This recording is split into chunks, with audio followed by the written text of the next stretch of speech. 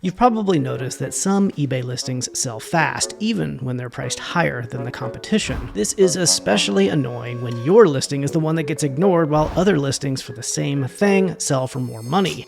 This is usually not random. It's about the way our listings make people feel. Marketers have been using certain psychological tactics to get stuff to sell faster than their competitors since the dawn of capitalism. They use concepts like scarcity, urgency, framing, cognitive ease, and perceived value. Now, these aren't gimmicks, they're backed by research, and they work because they bypass logic and go straight to our lizard brains. You know, the ones in charge of impulse buys and regrettable snacks. But the thing is, most eBay sellers don't use these tactics. In this video, I'm going to show you how to create subtle scarcity in your listings, how to use smarter pricing strategies, how to frame your listings to feel more valuable, and how to reduce buyer friction in a crowded, noisy marketplace like eBay. Let's dig in. Oh, actually, before we get into the tactics, I want to be clear about something first. Almost everything you sell on eBay will sell eventually, but the bigger question is how long will it take to sell? Obviously, the quicker the better. The biggest factor in determining how long it will take an item to sell on eBay is its demand, or how many buyers are out there interested in what you're selling. I've reviewed literally hundreds of eBay stores here on this channel, and the vast majority of sellers who reach out to me complaining of slow sales fall into two big categories. Number one, they're selling items with low demand and high competition, or number two, they're pricing too high for the market. Often they're doing both. What we're talking about today won't fix that. You can't sprinkle a few marketing tactics on low demand items and expect magic. It's like putting lipstick on a pig. I've never really understood that metaphor, actually. I think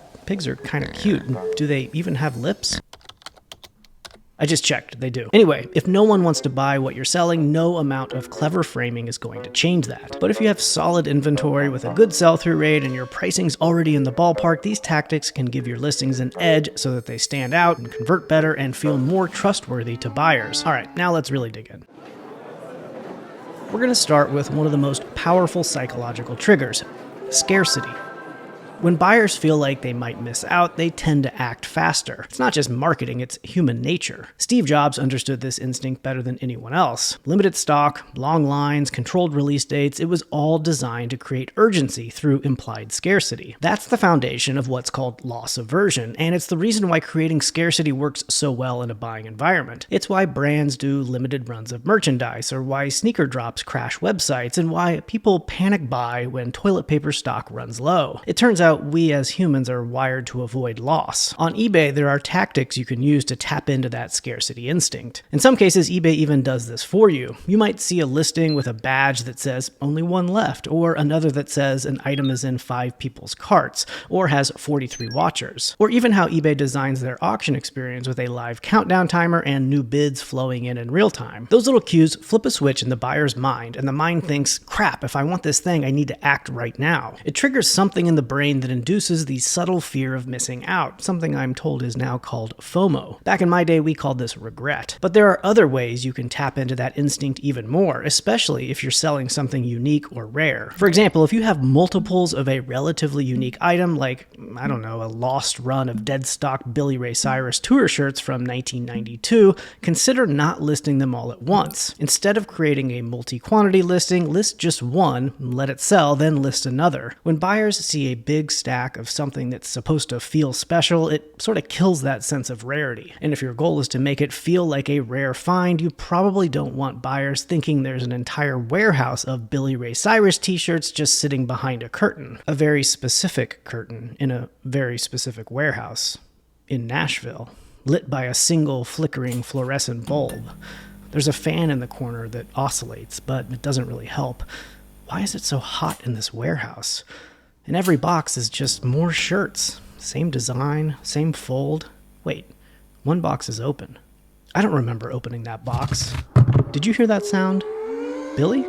Is that you? You can also consider using terms like rare in the title of your listings, but only do that when it's actually rare. Buyers are smart, and putting rare in the title of your used men's Ralph Lauren polo shirt with 25,000 active comps won't do anything but annoy your potential buyers. If what you're selling is actually rare, don't be afraid to remind the buyer that the stock is limited. Or consider running sale events in your store that last for a limited amount of time. This also creates a sense of scarcity, but not in the item itself, in the discount you're offering. If the buyer knows the discount's going to expire soon, they may be more willing to act right now. And speaking of pricing, The best way to price an item on eBay is to check comps or look at what similar items have sold for and price it in that range. But most sellers stop there. They don't think about how their price feels to the buyer or what it's quietly communicating about the item itself. And pricing isn't just math, it's psychology. Marketers have studied this for decades and the research is clear. The way a price is framed can change how trustworthy, how premium, or how worth it something feels, even when the actual change in price is tiny. Now, people love to believe that they're immune to this kind of stuff, but the data says otherwise. Most buyers are influenced, and some even twice. Once when they see the price, and again when they brag about not being influenced by it. These effects show up across hundreds of... Jesus Christ. Looks like I picked the wrong time to try to record this video. We have a radio tower that's right next to our house. Lightning strikes it quite a bit. That was definitely a tower strike, because you can just tell. It's extremely loud. You can feel it in your body.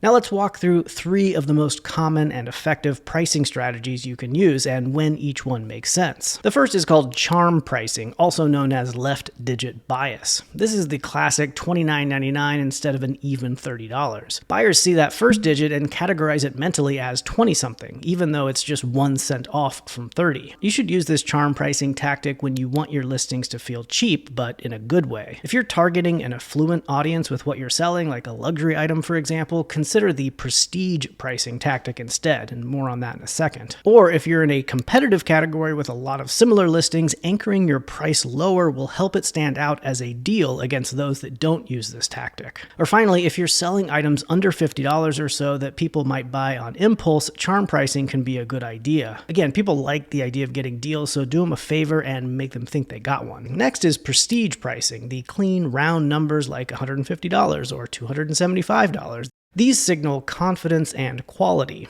On eBay, this works when your listing already looks professional and well presented. The round number reinforces the idea that this is not a bargain bin item and it's worth what you're asking. You should use it when you've got the best version available of something. For example, a $100 vintage Patagonia jacket in excellent condition with super clean photos, fast shipping, and reasonably good feedback. Or if you're selling something collectible and display worthy. For example, a $75 vintage Star Wars figure in great condition with original packaging.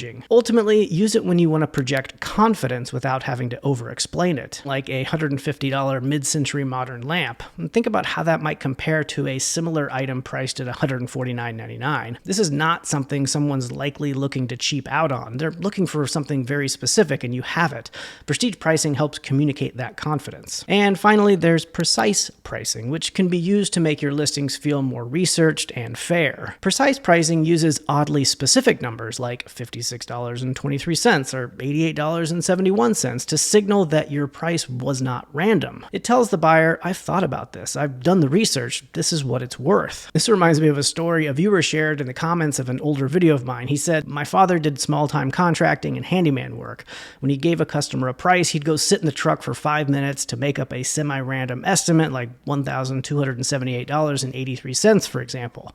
People assumed there was some formula to it and never questioned his price. You should use this precise pricing tactic when you're selling something with a fuzzy value and want to communicate that you actually know what it's worth. For example, a $56.48 price on a discontinued router where comps are all over the place. A precise price helps signal to the buyer, pick this one, I know what I'm doing. Or if you're listing in a detail-oriented niche, like a $74.21 part for a vintage model car or an industrial tool for $112.57. Again, these aren't tricks, they're signals, and the key is to use the one that matches what your listing is trying to say. If you want it to feel cheap, but in a good way, use charm pricing. You want it to feel premium, use whole numbers. Not sure what it's worth? Use precise pricing to pretend that you do. Now, price gets a lot of attention, but buyers don't make decisions on that number alone. They take in everything around the number. Things like photos, the title, the shipping time, your feedback, and they use all of that to subconsciously decide whether an item feels worth it or not. They might think they're simply doing price comparisons, but really their brain is scanning for reasons to trust you or not. All of this is called framing. Framing is about what your listing communicates to a potential buyer, and here's the good news, eBay actually does a lot of this work for you if you set up your listings to take advantage. When you offer things like fast handling times, 30-day returns, if you have a strong feedback score, or you're a top-rated seller, eBay highlights that right in the search results to help frame your listings in a more attractive way. Now, some sellers assume these are just nice extras, or worse, they think you're bending over backwards for eBay's always benefit, but that misses the point. You're not offering these perks out of the kindness of your own heart. You're offering them because they frame your listings as the safer, smarter choice. These small trust signals like free returns or fast shipping or good feedback quietly do the work of making your listing feel like a no-brainer, even if it's not the cheapest. For example, compare these two listings. One priced at $89.99 with slow shipping, blurry photos, no returns, and an 84.2% feedback score, along with a title in all caps and 3 exclamation points. It may be priced competitively, and honestly, it'll still sell eventually, but it will take longer. Now compare that to a listing at the same price, but with clean, well-lit photos, a simple, well-written title, free delivery and free returns, a top-rated plus badge. Same item, same price, but one feels risky and the other one feels like the obvious choice. Which one do you think is going to sell more quickly? Framing doesn't change the product, it changes how the buyer experiences the product before they buy it, and it impacts how quickly they're willing to act. And one of the strongest framing cues on eBay is the free shipping badge. Now, technically, free shipping is a part of framing too, but it's such a powerful signal and such a common point of confusion among sellers that it deserves its own section here. Hey, if you're a buyer, do me a favor, go ahead and step out of the room for a second. I need to talk to the sellers real quick. Okay, is it just us sellers now?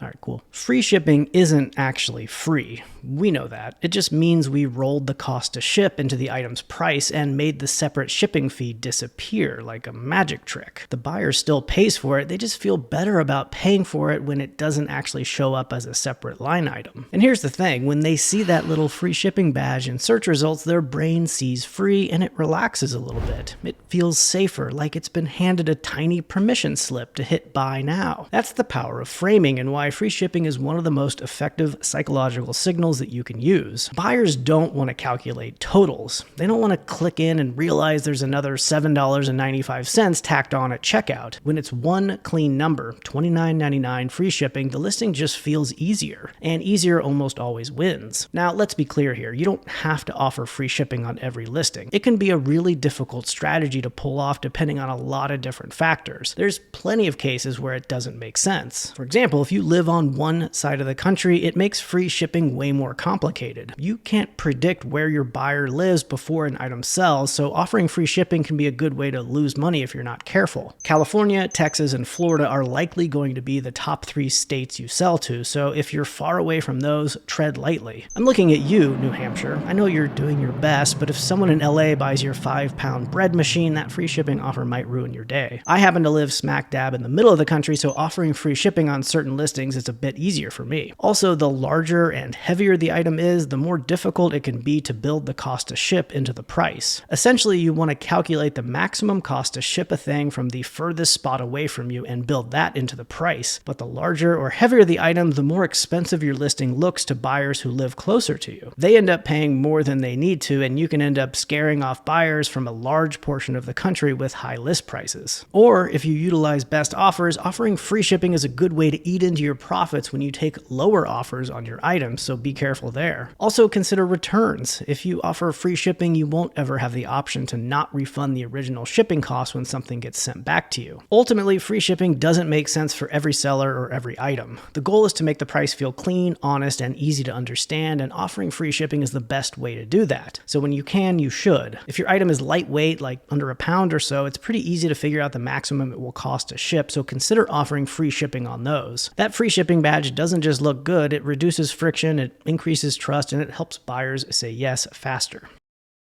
Buyers don't just sit there analyzing every detail of every listing. They scroll, they skim, they make quick judgments based on what feels clear, trustworthy, and familiar. This is known as cognitive ease, or the idea that people are more likely to take action when something feels easy to process. When a listing is messy, like it has an all-caps title, or blurry photos, or one giant wall of text in the description, or it's missing important details, it doesn't just look bad, it creates friction. And friction makes buyers hesitate. Like, take the title being in all caps, for example, it makes it difficult for the human brain to process. That's because words written in normal case have shapes that your brain recognizes instantly, but letters in all caps lose that shape, and instead your brain interprets them as rectangles, taking more effort to read. Now, obviously it doesn't mean your item won't sell, but it might take longer. Also consider the item details. Most sellers treat filling those out like a chore, something to breeze through on the way to hitting list. But to a buyer, they're one of the easiest ways to scan a listing without effort, and the algorithm also loves all those extra details too. Instead of having to dig through paragraphs or guessing from the photos, buyers get clean, skimmable details right up top with the size, brand, model, color, all those things. That reduces mental friction and builds confidence instantly. And it's especially powerful on mobile devices where space is tight and attention spans are shorter. Filling out those fields doesn't just make your listings more complete and easy to find in search, it also makes them feel easier to understand by humans too. And speaking of mobile, over 60% of eBay traffic comes from mobile devices. So how your listing feels on a phone matters. If buyers have to pinch and zoom or scroll through walls of text, they're gonna just bail. Format your description for the small screen with short paragraphs, bullet points, and no fluff. You want to think clarity over cleverness. On a small screen, the easier something is to read, the more likely it is to sell. So here's what a low-friction, high-trust listing looks like. It has a clean, readable title with no shouting or no fluff. It has bright, well-lit photos that clearly show the item's condition. The item details are completely filled out with accurate information. It has a short, skimmable description with bullet points, not essays. It has clear info on shipping and handling time and returns, and eBay does most of the heavy lifting for you there. Again, this isn't about being fancy. It's about reducing the mental load for the buyer. So consider that when you're creating your listings going forward. Because when listings feel easy to understand, it also feels safer to buy from, and that makes all the difference. If you enjoyed this video, you'll probably also like this one, which covers everything you've ever wanted to know about how the eBay algorithm works. Or this one about how to sell more than 99% of other eBay sellers out there. Thanks for watching.